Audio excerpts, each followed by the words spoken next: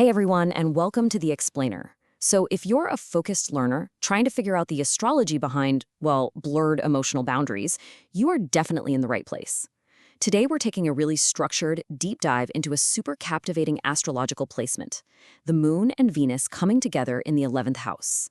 So, grab your chart, bring your curiosity, and, maybe forgive yourself for overanalyzing that one text in the group chat, because we're about to unpack exactly what happens when the lines of friendship start to blur. Let's kick things off with a pretty big question. When does a friendship actually become something more? It's kind of the core psychological theme we're unpacking today. I mean, we've all experienced or at least witnessed those dynamics where a simple platonic connection starts taking on a much heavier, more complex energy. Well, the source material we're analyzing today gives us a fascinating astrological framework to understand exactly why and how that shift occurs.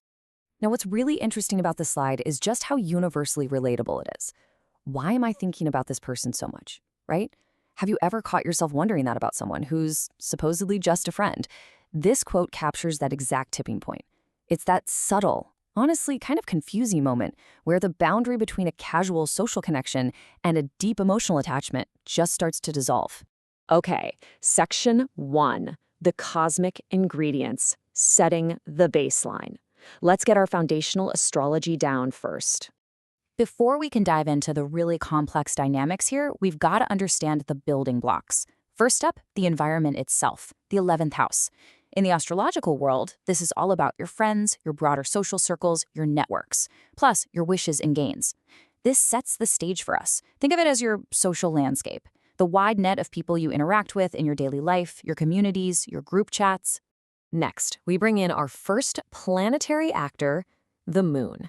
Now, the moon is all about emotions and, crucially, your fundamental need for emotional security.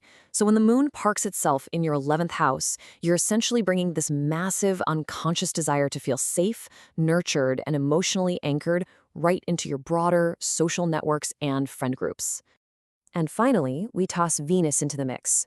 Venus brings the love, the attraction, pleasure, relationships, the whole shebang. So put all three of these together. You've got the moon's craving for emotional security, mixing with Venus's desire for romance and pleasure, all operating within the 11th house of casual friendships. When these two planets enter this house together, friendships rarely stay purely platonic. All right, let's dive into this next part. Section 2, the emotional marketplace, seeking more than companionship. Our source material gives us this brilliant metaphor here. When you have this placement, your social circle stops being just a group of people you hang out with, and it starts to serve a much deeper, more complex psychological function. The secret sauce to understanding this is recognizing that the 11th house isn't just the people you know. It's literally the house of expectations and the fulfillment of desires. Because of this, you're unconsciously looking at your casual social network for something way beyond basic companionship. You're looking to your friends for deep personal fulfillment.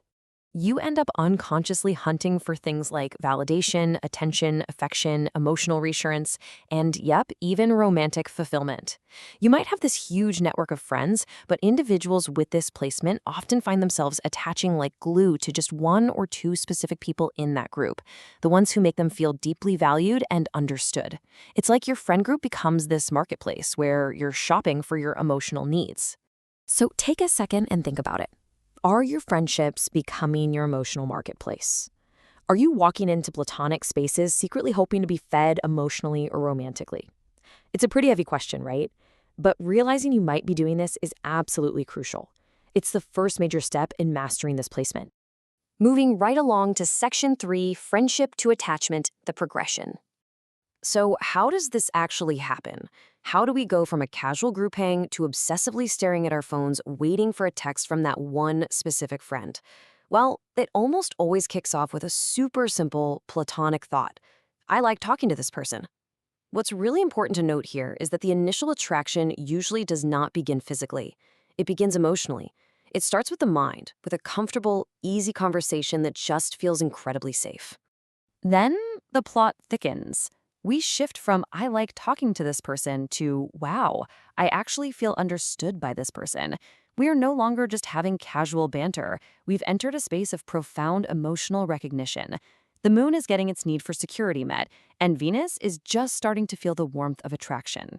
And this brilliantly illustrates the exact four-step pipeline where that line between friendship and romance totally vanishes. Step 1, it's just conversation. Then step 2, it turns into comfort. From comfort, it morphs into step 3, emotional dependence, where you suddenly feel like you need to talk to them. And boom, step 4, romantic attachment. For someone with the moon and Venus in the 11th, it can be honestly so blurry you can barely determine exactly where step 2 ended and step 4 began. But okay, we need to be real here. Section 4, the shadow side, the pitfalls of expectations. Now, like all things in astrology, we've got to look at the whole picture, including the potential pitfalls of blurring your social life with your romantic heart. The absolute biggest danger here is expecting emotional exclusivity from casual friends. The deepest disappointments for this placement come from expecting something profound from a friend that they honestly never actually promised to give you. You're bringing relationship-level expectations into a friendship-level dynamic. It usually sounds exactly like this. We're so close. Surely they feel the same way. When you assume your intense emotional experience is automatically shared by the other person, you are setting yourself up for a massive fall. If they're just seeing a platonic friendship, this mismatch leads straight to jealousy, possessiveness, and just feeling totally crushed. You end up feeling betrayed by a contract the other person literally never signed. Let's lift the energy back up, though. Section 5, the positive side, the high vibration outcomes. Because, seriously, this combo is not automatically problematic. When you handle it with a bit of self-awareness, having the moon and Venus in the 11th house can result in some of the most beautiful outcomes imaginable. We're talking deeply loving friendships, social popularity, incredibly supportive networks, consistently pleasant interactions, and amazing artistic connections. At its best, this placement gives you the superpower to form really meaningful relationships through your wider circle.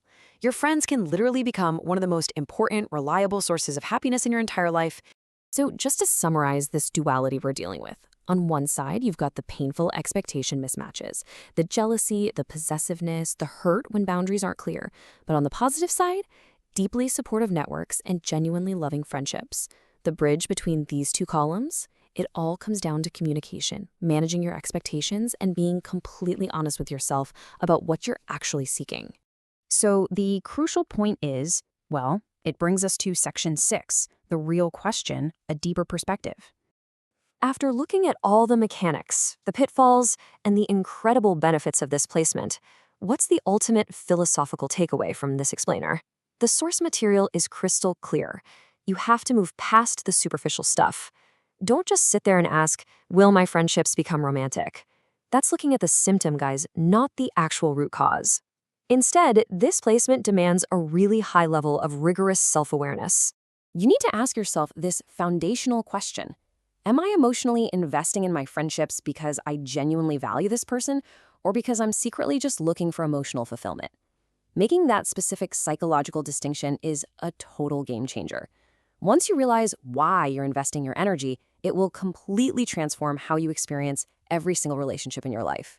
Which leaves us with this final thought, summarizing our journey today. You have to discover if you are seeking friendship, love, validation, or maybe all three at the exact same time. Having the moon and Venus in the 11th house means the line between friendship and attraction will inevitably blur. But your real lesson is untangling your own motives. Are you actually clear on what you want from the people around you? Take that provocative question with you. Take a hard look at your own emotional marketplace, and thank you so much for hanging out with me for this explainer. Keep learning, keep questioning, and I'll catch you next time.